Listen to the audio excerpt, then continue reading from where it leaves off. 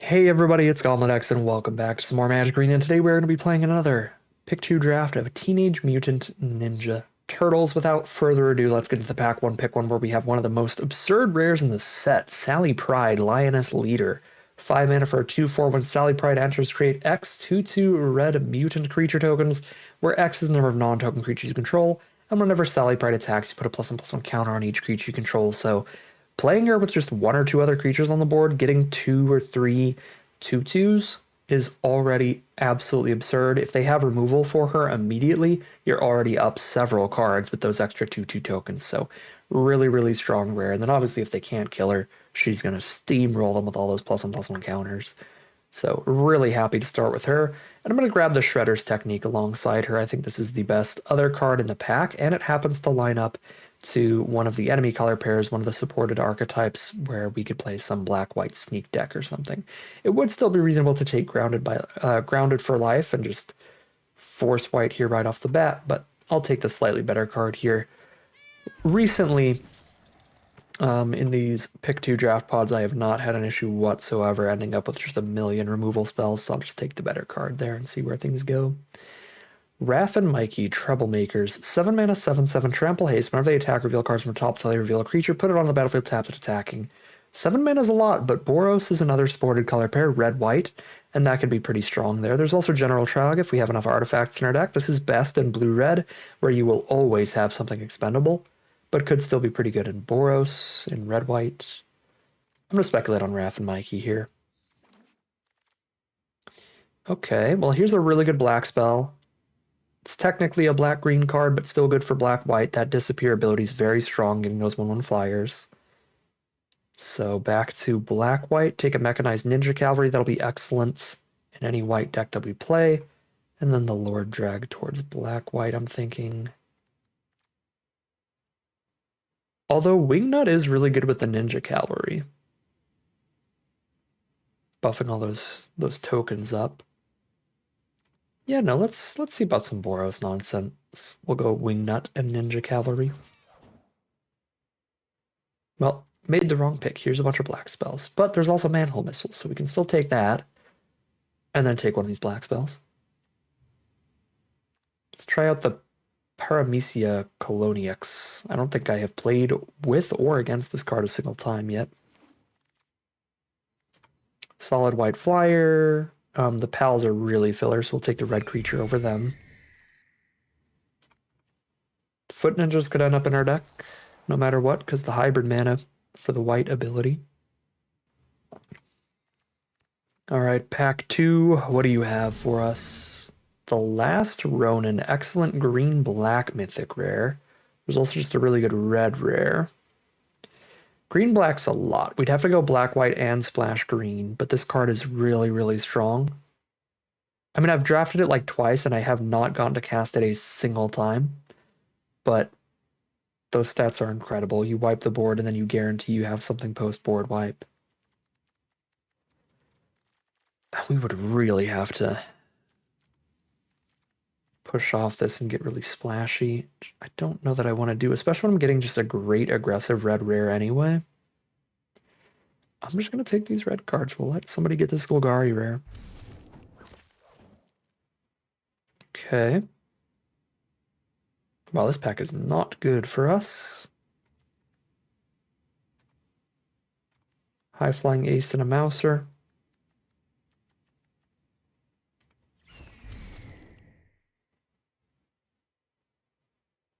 Foot Ninjas.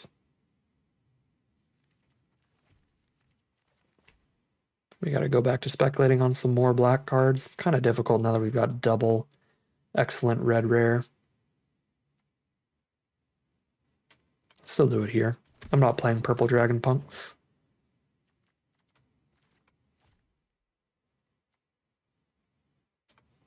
Rock Soldiers, Foot Elite. Both those fit in perfectly well.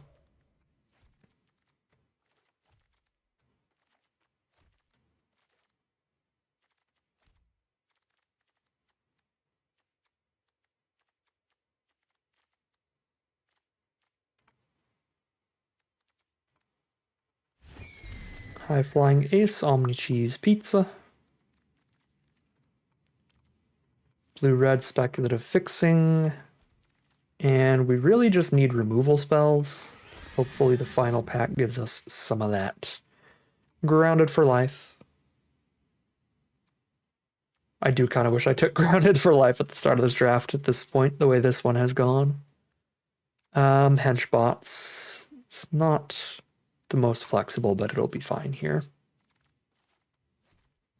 Manhole Missile, beautiful. Not a good Casey Jones deck. We're not going to have enough artifacts, so we take Raphael instead. The most attitude.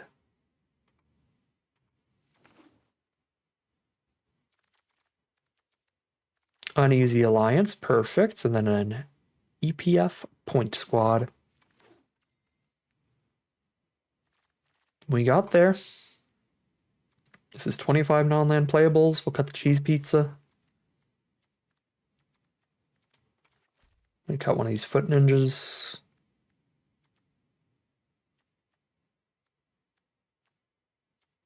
Some Boros beatdown stuff.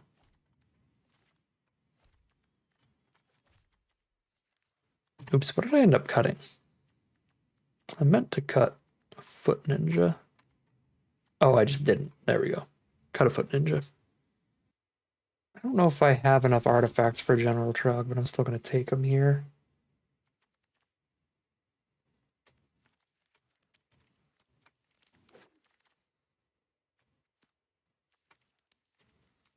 I might play Casey Jones as a 2-mana 2/1 haste in this deck. Slight chance we draw an artifact off of Mentoring, but probably not. Still just our little nest robber hasty threat. Okay. Boros, good cards, the deck.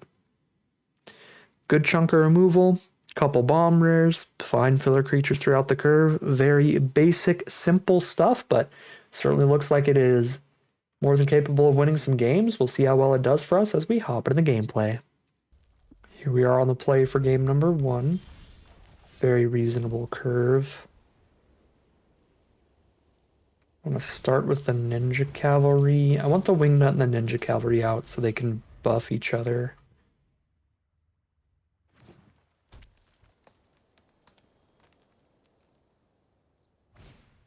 There's Frog Butler. Nice. Glad we led with the Ninja Cavalry. It's very good against the Frog Butler. I just play 2 creatures turn 4. Just get curve in here.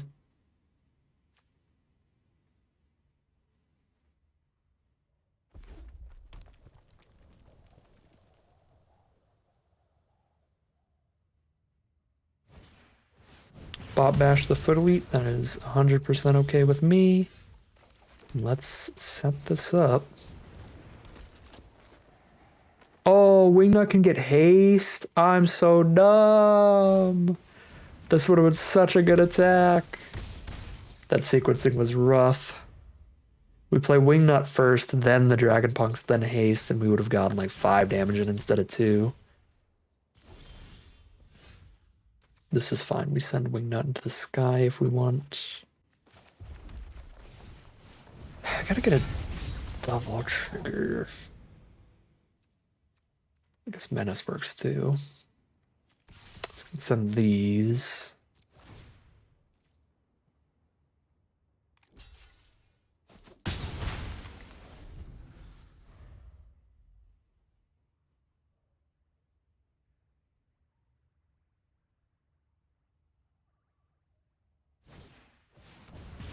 Bot bash my Raphael.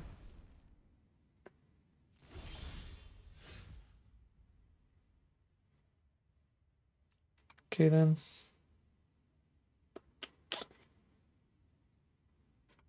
God, do I really have to dimensional exile this frog just so that Wingnut doesn't get death touched? Maybe. That feels really bold though, because there's a lot of great rares.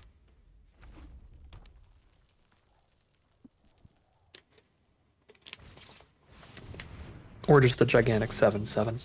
There's that too. Drawing all lands now.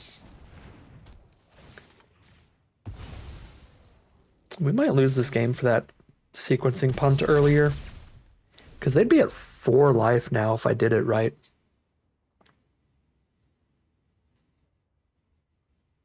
Actually, no, we would have done 3 more damage. Wingnut would have hit for 1, and these 2 would have hit for 1 more. So they'd be at 5. You. Main deck enchantment removal against my Dimensional Exile.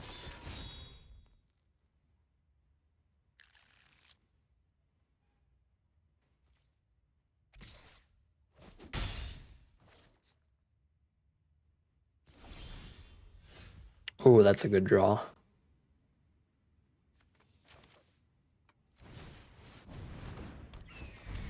They don't have the mana to give reach this turn.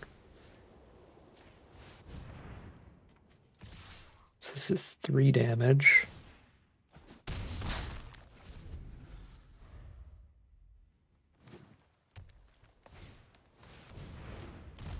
And there's the big reach creature that gains life.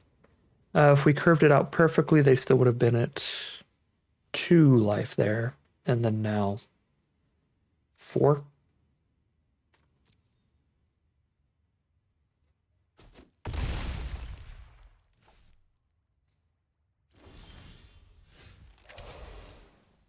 Not exactly what I need.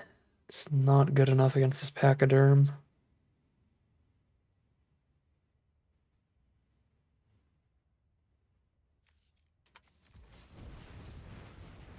I guess I can spend a token and a Manhole Missile, but now I'm just going to die to Rocksteady.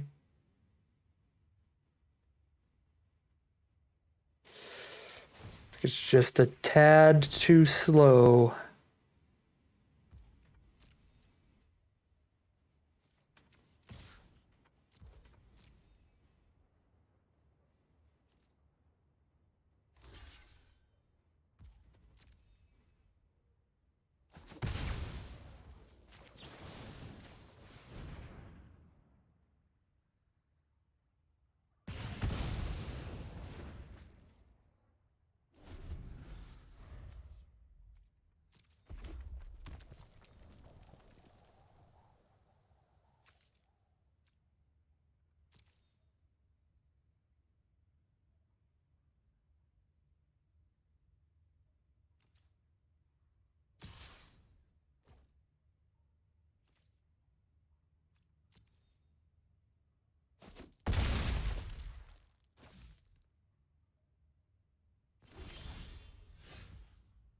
It's not going to do it.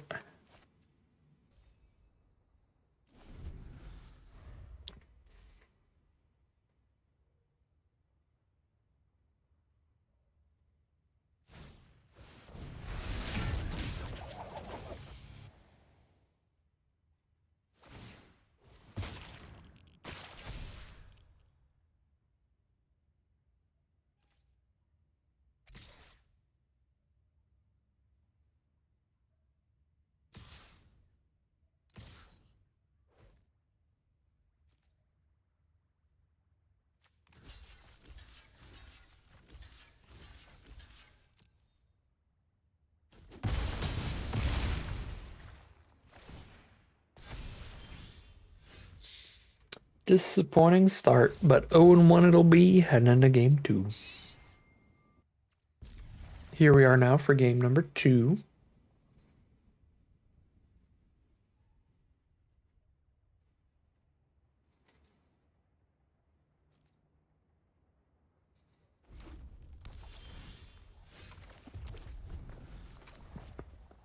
Mountain from our opponent.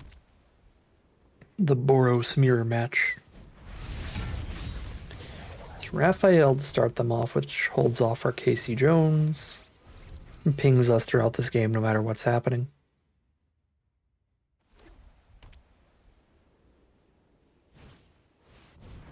EPF Point Squad for their next card. That's going to keep getting bigger as the game goes on. Start dropping some foot elites.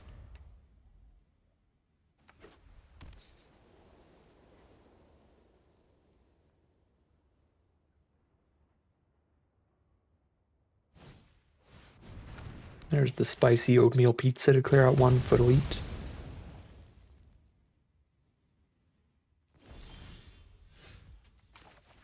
Drop their rock soldiers to stop any kind of picking up the pizza from the board combo, but if they have something to pick it up from grave, that could still happen.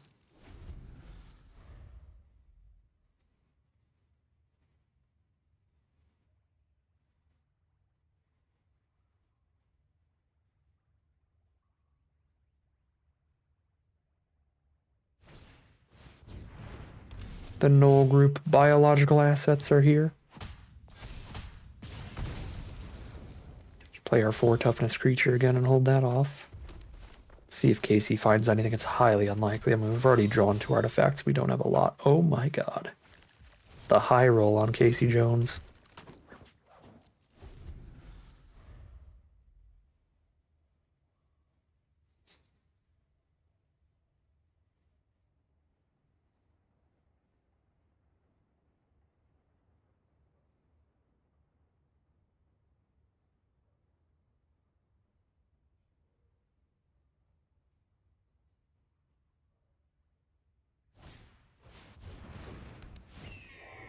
East Wind Avatar in the sky.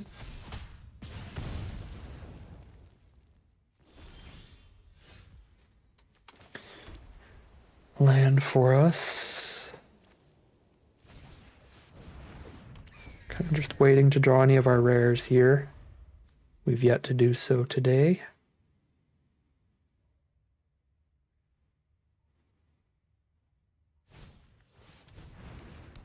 Well, they found their leader's talent rare, which buffs one of their creatures every time it attacks, so it's really strong with the Flying Vigilance card. So this is looking really bad for us.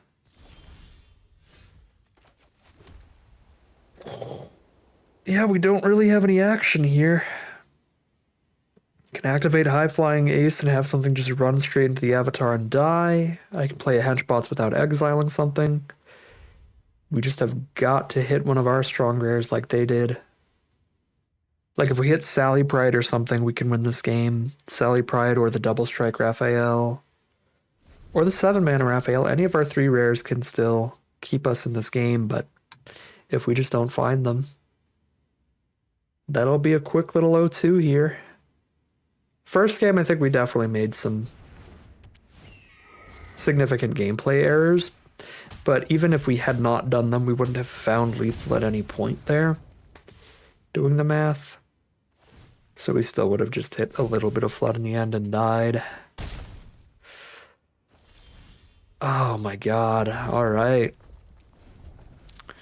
The tragedy of best of 1 events with only 2 losses to give.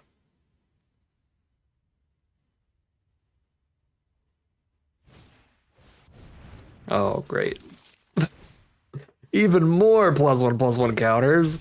Agent Bishop, counter on both the avatars plus the leader's talent avatar triggers, so they just hit double bomb rare here. And we did not get to play a single one of ours today.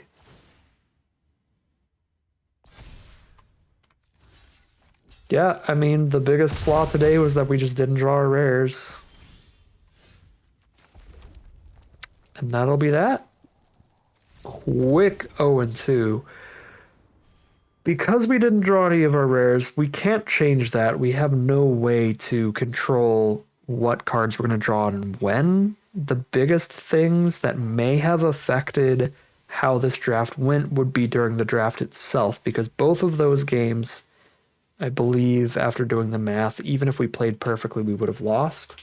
So the biggest thing is that perhaps we could have found better filler cards that would have lasted a little bit longer and given us the extra draw steps to hit our win conditions. But that's about it. Just during the draft, maybe if we found slightly better filler creatures than the one that we're using, because we are using some super filler cards here for sure, like the Foot Elites and the Rock Soldiers and stuff. There may have been better filler that would have been good enough to last longer that we could have picked up at some point. But I don't know. Overall, just not drawing your good cards is going to mean you're not playing good cards. So if you don't play good cards and your opponent does, you are going to die. And that is going to be a quick 0-2 today. But that is going to end today's video. As always, I'd like to thank my patrons and YouTube members for their support, as well as you for watching the video. If you enjoyed it and you're interested in seeing some more, you can always like, comment, subscribe to tell the YouTube algorithm to send you some more in your recommended feed. If you'd like to support the channel directly, you can check out the Patreon link in the description below. And other than that, as always, thank you very much for watching, and I'll see you again soon for some more Magic Arena.